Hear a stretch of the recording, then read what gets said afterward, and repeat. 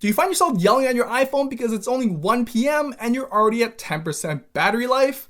Well, you're not alone, as this plagues most iPhone users. There are plenty of battery cases out there already, but the common issue is that they're pretty bulky. But this one's a little different, as in it's a little littler, as in it's smaller. So let's check it out.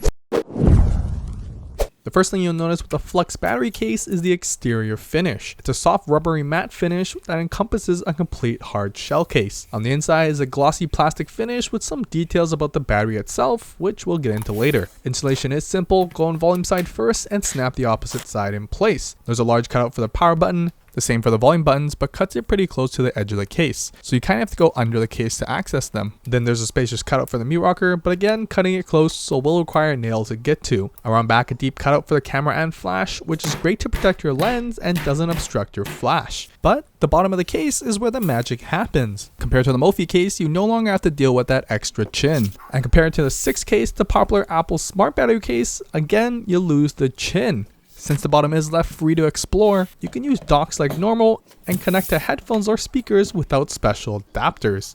It just about doubles the thickness of the iPhone, which in comparison is still slimmer than the Apple Smart Battery Case as well as the Mophie cases.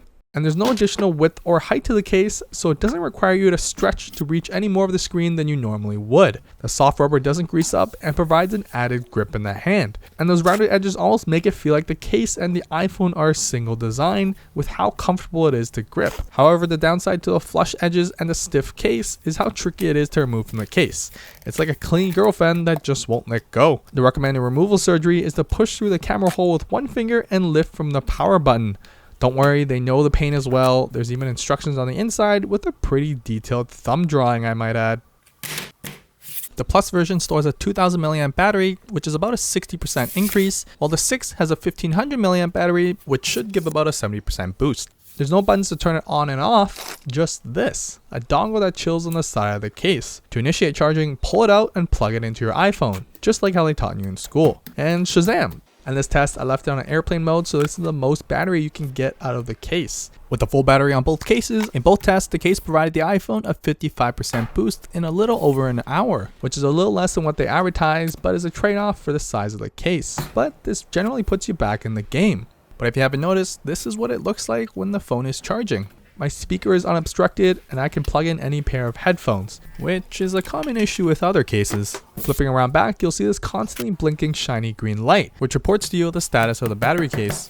If it really annoys you, I'd say just cover it with some tape. And thankfully, you won't have to deal with any new wires. You can actually use your existing lightning cable to charge the case. There's pass-through charging, so it'll charge your iPhone first before charging the case. To check the status of the battery case, just press your finger on the 4 prongs, which does feel a little funny, but will give you a similar LED status on the back. Now I know what you're thinking, you're gonna lose that small ass connector, but in my test, no matter how hard you slapped, knocked, or shook the case, the connector just wouldn't let go. It's surprisingly just as secure when you have it plugged in. And if you do somehow end up losing it, they understand your struggle and actually include a spare dongle just in case. Just try not to lose that one too. If you drop your phone every other day, you may not like this. The case lacks any lip around the screen and cuts it really close to leaving the edges almost bare. This of course is an effort to minimize as much of the case as possible, and it's done a great job at becoming the thinnest battery case I've ever used, but at the cost of protection. Although it's a trade-off I'm okay with making, I highly recommend pairing this with a trusty screen protector. That way it won't bulk up the design but still provide full screen protection. It retails for $70, but if you use the code AccessorizeMe, you can save 15% at checkout. It comes in a variety of colors that match the original iPhone colors, and links to everything as well as the discount code can be found in the description below. The case and review is sponsored by Flux, so big thank you to them for supporting the channel. I was given complete creative freedom and the opinions expressed are my own. I've generally never had a battery case thinner than this, which is why I agreed to do it in the first place, as I'd personally use it myself. However, it only has a 2000 mAh battery built in, so if battery capacity is your priority, you may want to look elsewhere. Don't forget to like and subscribe if you want to see more, and leave a comment below letting me know what color you're going to be picking up. I rest my case.